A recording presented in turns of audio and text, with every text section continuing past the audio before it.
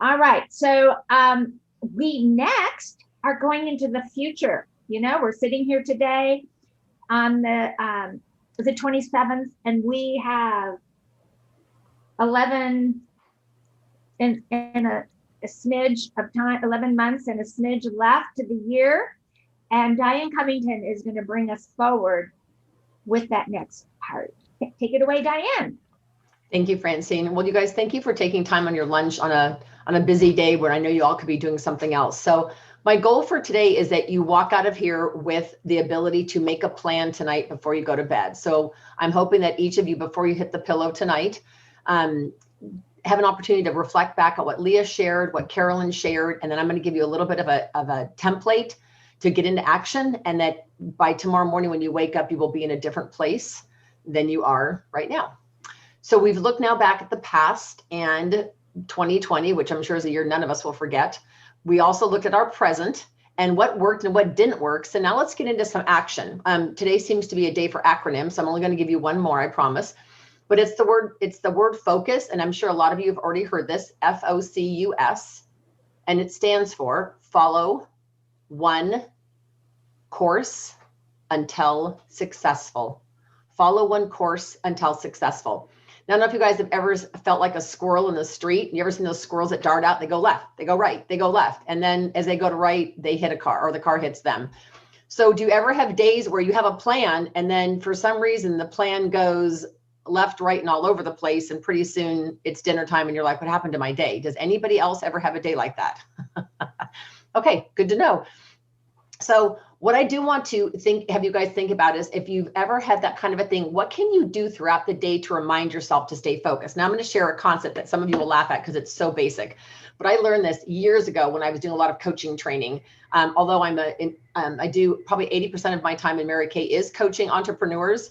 I still do facial parties and stuff, but my time really is spent helping people be the best version of themselves by being self-employed. So we did something as simple as like getting these they're not even called rubber bands, whatever these little hair scrunchy things are. And you put 3 on your left wrist or something that's not going to cut off your circulation throughout the day. And then when you look down at your wrist, you see these and you're thinking, oh yeah, that's to remind me, am I doing right now what I'm supposed to be doing? Am I focusing on the right thing? And then when you do, you take it off one wrist and put it on the other.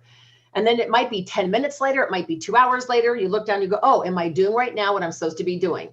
And so the goal is throughout the day to move all 3 to this wrist and all 3 back. So 6 times throughout the day. If you do this for 2 weeks, you will get so in the habit of course correcting and checking yourself, you won't need to wear the little hair ties unless you want to. Just a thought. So I want you guys to, before I jump into action, I want to ask you 2 other things. What is one habit? And I know you all could write this down and I don't want you to overthink this. What is the one habit in your life right now that needs to be eliminated? Something that's not serving you. Maybe it's watching TV, streaming shows that you didn't even know you could stream shows before COVID. So now you've learned how to do that. That could be a black hole. Maybe procrastination, maybe social media. So on your own thing, TikTok, you guys are off by time. Just make sure you write down to yourself because it's about awareness. So that's one thing. But my next question is, what one skill or talent are you maybe not maximizing? Something that you're already, let's say a 7 or an 8 at, but you could be a 10 at. So, but I want something that could really impact your business. So I'm just going to pick social media. Maybe you are right now more social media savvy, like maybe you didn't even know what Zoom was a year ago. So maybe you've gotten you're more techie, but you're still, if you could get a little bit more techie, it would really impact your business. So maybe you're a 7 out of 10. But maybe with one class or an hour with several of the women on the screen that do that for a living, maybe that 1 hour or 2 hour class with them could take you from a 7 to a 9.5. If that's going to positively impact your business, what is that one skill or talent that you might not be maximizing that you could be? And if you have anybody on your staff, if you have an assistant or colleagues, you might ask yourself, what's one thing that they're not maximizing that would also impact your business? Okay, so what I will tell you guys is what typically happens in January is everyone sets a goal. You see on January 1st, everyone running, which I always think is kind of cute that all the neighbors are out running on the 1st and everybody eats healthy. And then by the 4th, there's fewer runners. And by the 10th, nobody's running and everyone's back to junk food. So what I do want to mention to you though, is when we set a goal at the beginning of the year, within weeks or days, we often slide off course and miss it. And sometimes we don't acknowledge that. So what if you could have things different now? What if you focus on a 12-week year? Okay. So what I mean by that is it gives you a shorter time span and an opportunity to course correct and reevaluate. So maybe if you put this into action, maybe your 3 months, usually it's January, February, March, but January is almost over. So maybe you do it February, March, and April. So so you're going to look at that 12-week year. Okay. So I want to explain to you one of the reasons why course correcting is really important. If you guys can imagine, you're in San Diego, California, beautiful sunny weather. Maybe not today, but typically, and you get on a cruise ship and it's going to Alaska. So I promise you, when that boat leaves port, it has certain coordinates that will aim it right to the port of Ketchikan, Alaska, where you're supposed to depart, right? All the coordinates are set. Trust me, every hour, every minute, they are looking at the current of the wind, where they're looking at the water, they're looking at all of those. And every time the boat or the ship moves a little off course, it is course corrected, correct? So that the goal is 2 days later, you actually end up in Ketchikan and not some random place, right? So why don't we do that for our own selves? Why are we not constantly looking at where we headed? And if we're not headed, instead of beating ourselves up or being super off course, course correct. What am I not doing enough of? What am I doing too much of? What am I procrastinating? So the course correction is really important. So a 12-week year can be really, really effective. So I want to challenge you guys to create a strong start that's going to create momentum and get you into action. Now, you heard Leah and I believe Carolyn both mention your why. So I am going to talk to you, just mention, if you aren't sure how to identify your why, there are books out there, there's podcasts, there's TED Talks. Type it into YouTube, understanding your why, or maybe ask if somebody's got a book they can recommend, because once you're crystal clear on your why, everything else will fall into place. All right. So first you need to know your why, your emotional, compelling long-term vision. So what's the key motivation to moving ahead? Because gang, if you don't have that, there are going to be days, if you admit it, that you don't want to go to work. You don't feel like taking action. But if your why is so strong, it's going to keep you focused and determined. This is your vision. So let's say you have a bug to travel, like you would do anything to be able to go on a major 2 to 3 week trip every year. Maybe 1 year where you want to go to India. Maybe the next year you're going to Australia. The next year you're going to Iceland. If that is your goal, then every day you wake up and you go, I don't want to get on the phone, or I don't want to work. And then you go, oh, I'm going to Iceland. Yes, I want to get up. And before you know it, you're up, you're in your clothes, you've got your good attitude on, and you're working because you know that your work will pay for your trip to Iceland. Does that make sense? So you've got to really have a good grasp on your why, because it's your vision. Now, if you're going to write down a name, if you want a book, I'm not promoting him, but there is a gentleman named Brian Moran, and he wrote the book called The 12-Week Year. He might even have some free stuff on YouTube. I hope that's okay to mention that, Francine, since we're recording this. But here's a quote from him. He says, the most powerful vision addresses and aligns your personal aspirations, let's say it's travel, with your professional dreams.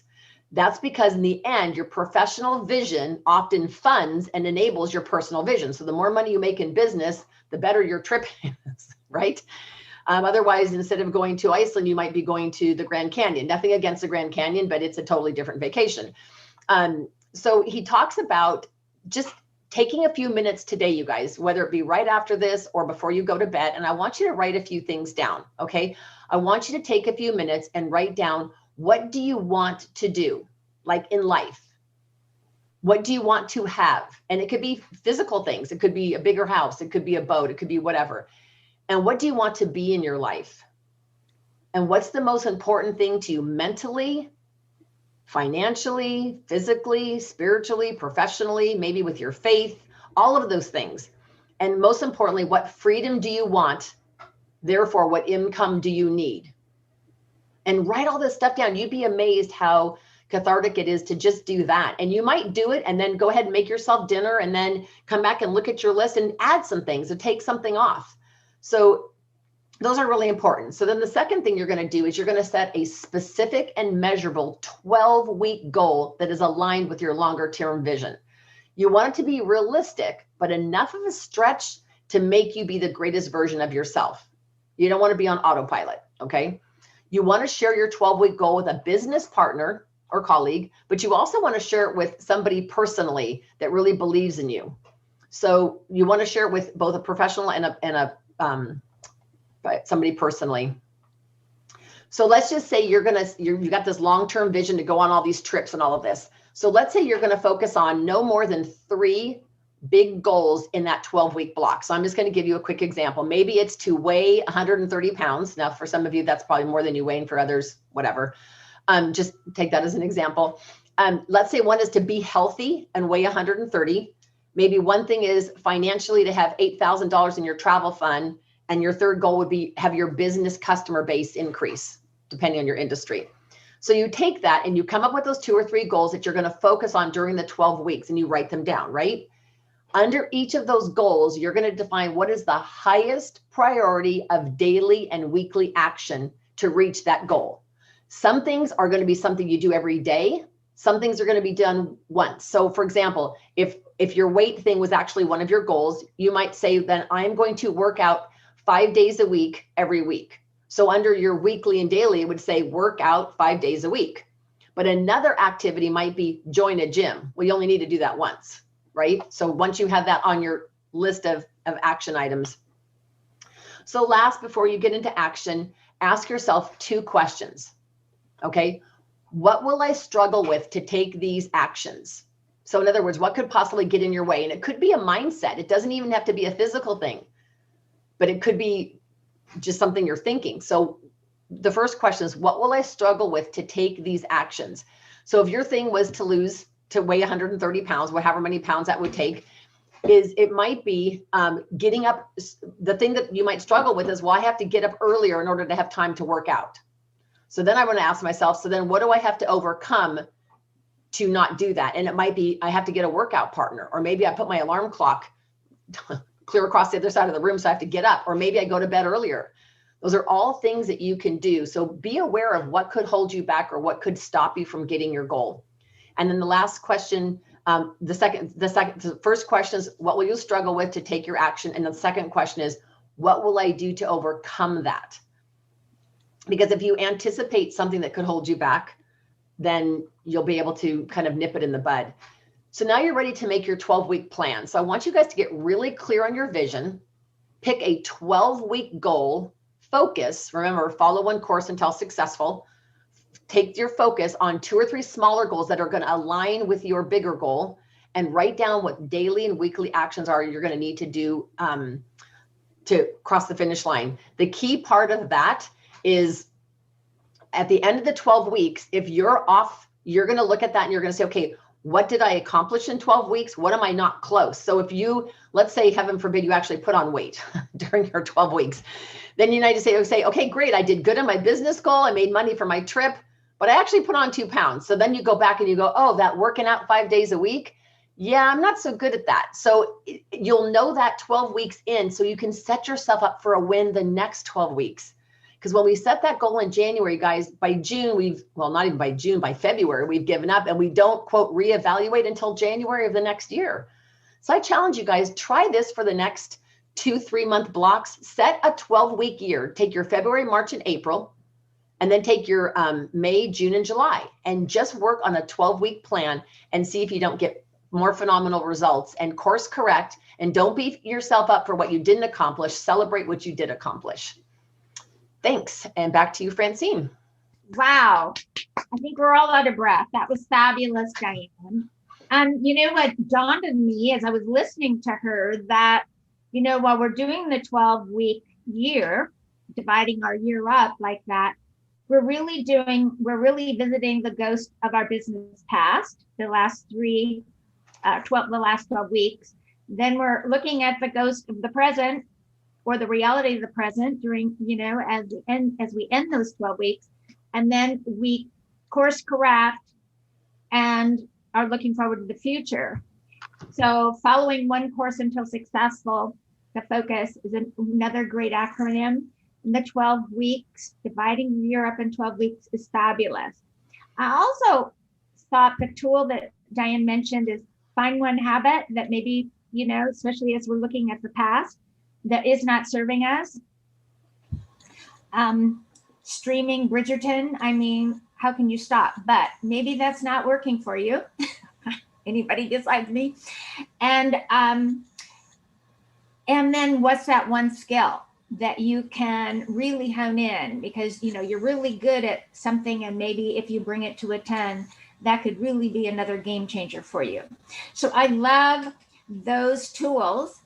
And I think Katie is going to put in the chat Simon Sinek book on finding your why, and also this SINEK. Yeah, I think that's right. And also he has a great TEDx, which is real, or TED Talk, which is really fabulous. And Diane brought up Byron Moran. We'll give that out to the chapters. There's any resources that were mentioned. Okay, so I know Katie is assimilating some of the questions that you may have. And so I'll invite you to put your questions in. And Diane is doing, and while you're doing that, Diane has set up a poll. We're hoping that that does work. And we're asking you to vote. Yeah, there it is. Vote on what you'd like to hear coming up. So the ed group can look at that. One's mindset, one's social media, one's finding your way.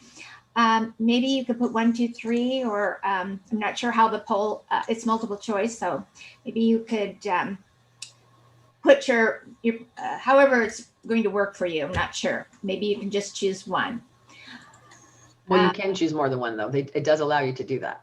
Oh, okay. So if you can, choose, maybe you want all 3, but anyhow, so we know where to go forward with that. And yes, the webinar was recorded today, but it takes a while to edit and get it back out. But it will be on YouTube. Meanwhile, I invite you to look at our last webinar, which was on giving referrals. And that, of course, is the reason we exist as PWRG. It's about giving each other referrals. And a great quote that Cece Kelly put out this morning to many of us is, behind every successful woman, there's a tribe of other successful women who have her back. So this is an example of that. And I also want to say one other thing. Melinda Gates mentioned, I heard her on a podcast just recently saying that 100% of the 140,000 jobs that were lost in December were women. 100% in December, the jobs lost were by women. Now that's astounding. And I know I am grateful for the opportunity to be an entrepreneur and able to work at this time. And I'm sure most of you are as well. And PWRG is support for each of us in our chosen field. So I hope we've helped you do that today. And I hope that you can, if you're a business that is struggling, that you can reach out to many of the members for assistance in brainstorming new ways that you can really go forward with your business. Oh, wow, there we go. People want social media. Yeah. Okay.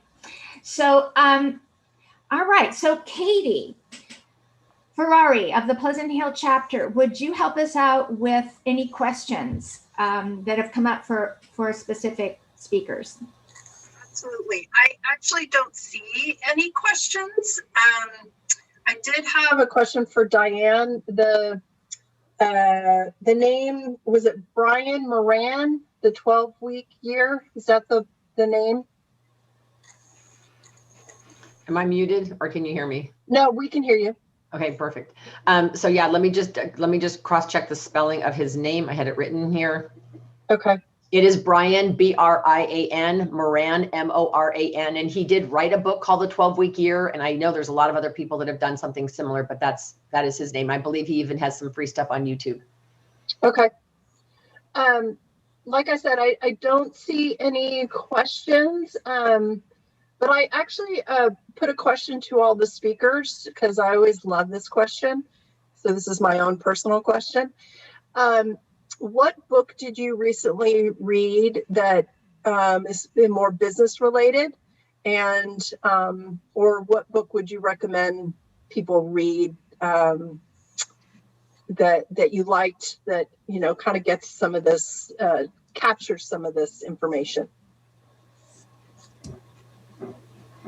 Well, I'm going to again recommend Simon Sinek, because I think until you know your why, and many of us, and that's one of the things on the poll, and if you really need some assistance in finding why you're in business, I mean, that's like a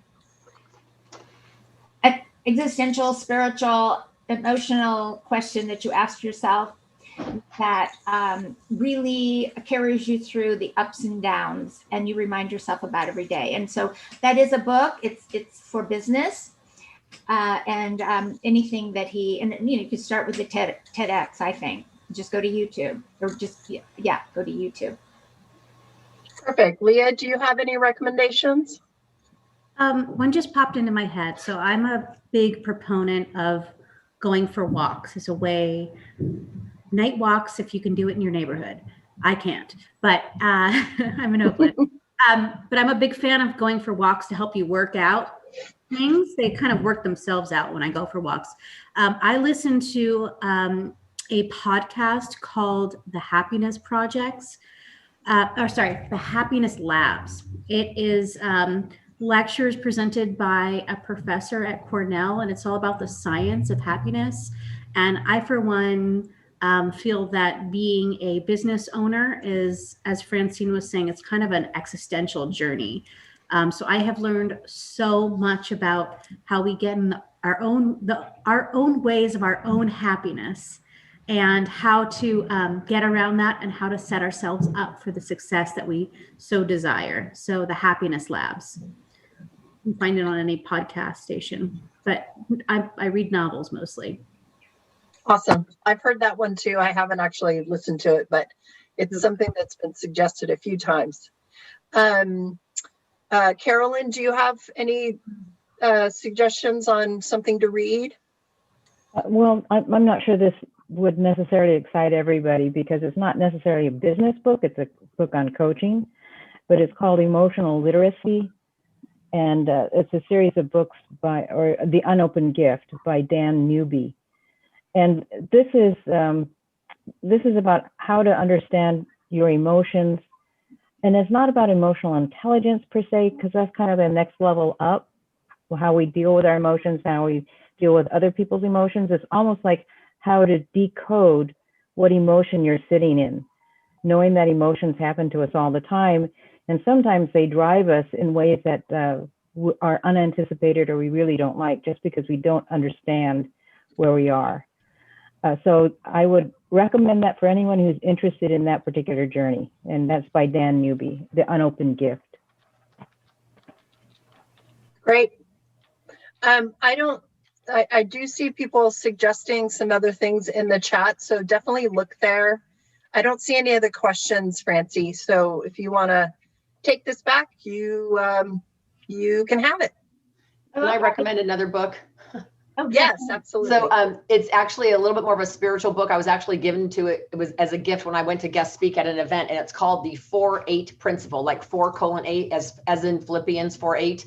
And whether you're a religious person or not, it just talks about, the whole book is about, are you expecting positive things to happen in your life? So it teaches you how to have more joy in your life, in your marriage and parenting, and just life as a whole. I earmarked more pages in that book than I have probably in any book I've read in the last year. So it's a great book. Thank you. Thank you. One thing that I would suggest, and I just did it myself just to see if I could remember a couple of books that I've read. If you just Google business books for women, there are so many that pop up. And I do think not that men aren't terrific, we all love them, but I do think business from a woman's point of view is very helpful.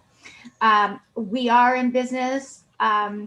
We are women. Many of our clients are women, And, you know, there is sometimes a different outlook, as we well know, about business run by and for women.